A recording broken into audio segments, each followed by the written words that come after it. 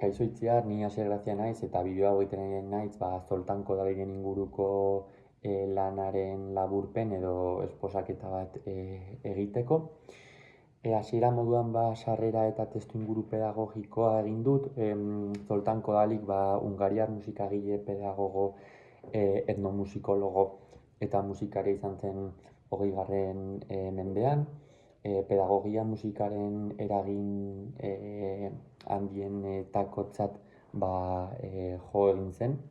Hungariar herriarentzat herrialde oso bat kantarazi zuen musikaria bezala ezagutzen zuten, bere lana ez baitzen konposizioetara mugatzen, baizik eta musika hezkuntzan erabatu zuen Hungarian.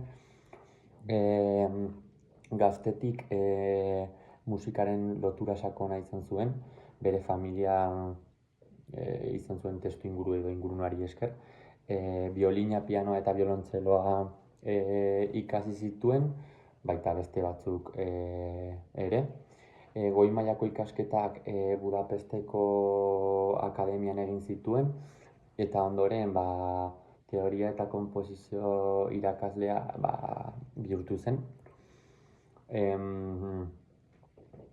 Bigarren Mundu Gerraren ondoren Hungariako gobernuak ofizialki txertatu zituen bere printzipio pedagogikoak hezkuntza sisteman, musika eskola kurrikulumaren funtsezko irakasgaia bihurtu nahian, eta 60ko hamarkadatik aurrera bere metodoa nazioartean hedatu zen, Europan eta Estatu Batuetan, beti ere herrialde bakoitzeko folklorea egokituta egon da. Bigarrenik, Kodaliren metodoaren printzipio metodologikoak hauek ziren, metodo ideia nagusi batean oinarritzen zen, musika kantuaren bidez ikasten zela. Kodalirentzat ahotsa da gizakiak duen tresnarik naturalena, unibertsalena eta eskuragarriena.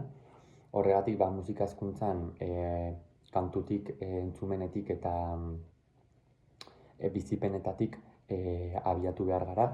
Oinarrizko printzipio horiek musika guztion eskubidea dela eta talentu berezia dutena bakarrik, ez diot. Musika guztion eskubidea dela eta ez bakarrik talentua dutena. Eta hori oso garrantzitsua da.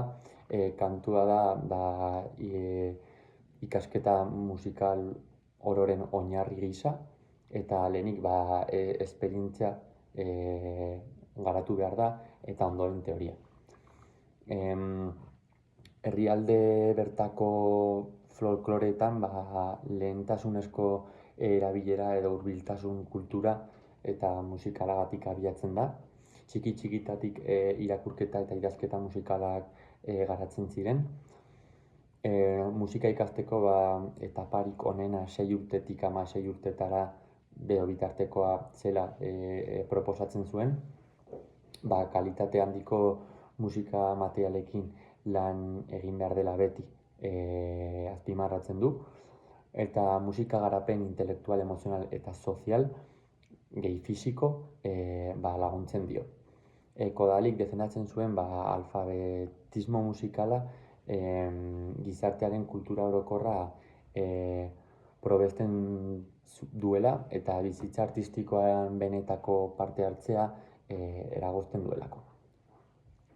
Hirugarrenik, metodoaren elementu nagusia kantua denez, metodoaren ardatz nagusia kantua da, eta eguneroko jarduera gisa kantuaren bidez hauek lantzen ziren, afinazioa, barruko belarria, erritmoa, memoria musikala,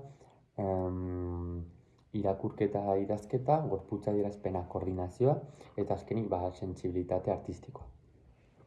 Lehenik entzumen abordatzearekin lana egiten da beti, hau da, partitura ikusi aurretik ikasleen entzun imitatzea, bestea, eta horietakoetaz buruz ikasten dute, eta aurrerago irakurketa musikala sartuko da.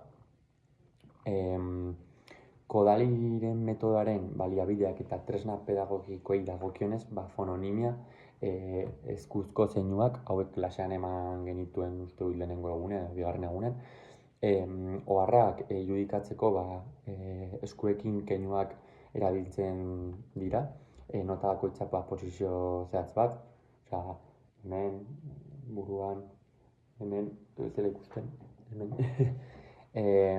Soinuen altuera barneratzeko balio du, barne belarria garatzeko, afinazioa hobetzeko eta soinuen eta gorputzaren arteko lotura hori sustatzeko.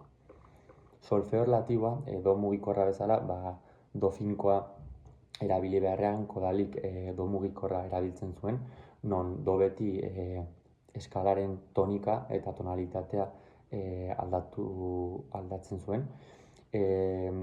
Tonu funtzioak ulertzen laguntzen du, solfeo erlatiboa, eta edozein abesti do maiorrean balego bezala kantatzeko aukera ematen du. Solfeo silabiko erritmikoari dagokionez, irudi erritmiko bakoitza silaba bati lotzen zaio, hau ere ikusi genuen klasean, beltza ta, bikortxea titi, lau hortzedi tiri-tiri eta tresillo triola. Eta sistema honek erritmo hizkuntzaren bidez barneratzea erraztu egiten du nolabait, batez ere aurrei. Eta pentafonia ekin bukatzeko, batez ere 5 soinuko eskalekin egiten zuen lan, pentatonika. Zeren erraz abesten dira, ez du nola tonu erdirik. Munduko kultura askotan daude. Hungariako folklorikoen nagusia dira eta improvisazioa bultzatzen duelako.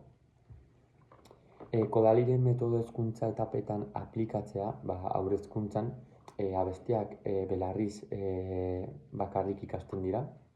Lehenengo erritmoak honela lantzen dira, palmondoak, gorputz jolasak eta joan etorriak, eta honako hauek sartzen dira abestia, mugimendua eta hitza. Musika jokoak dira nagusi. Lehen hezkuntzan musika irakurtzen eta idazten hasten da, eta honako hauen erabilera sistemikoa sartzen da, fononimia, solfeo erlatiboa eta solfeo silabikoa.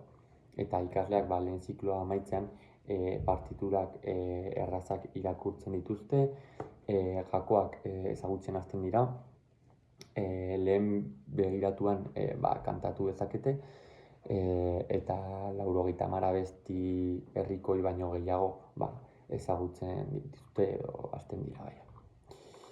Zati praktikoari dagokionez, bi jarduera ere proposatu ditut, lehenengo jarduera haur hezkuntzarako, 5-6 urte.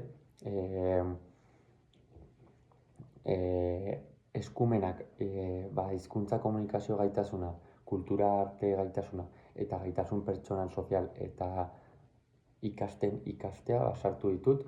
Helburuak badira afinazioa garatzea, pultsoa bermatzea, eta kantu kolektiboa gozatzea edo ongi pasatzea, hori oso garrantzitsua dela haurrentzat. Baliabideak izango dira haurrentzako abesti herrikoi bat, espazio zabalean lan egitea eta eskuak eta gorputza erabiltzea. Garapen praktikoari dagokionez, irakasleak abesti pentatoniko bat abesten hasiko da, ikasleak imitatuko dute errepikatzen.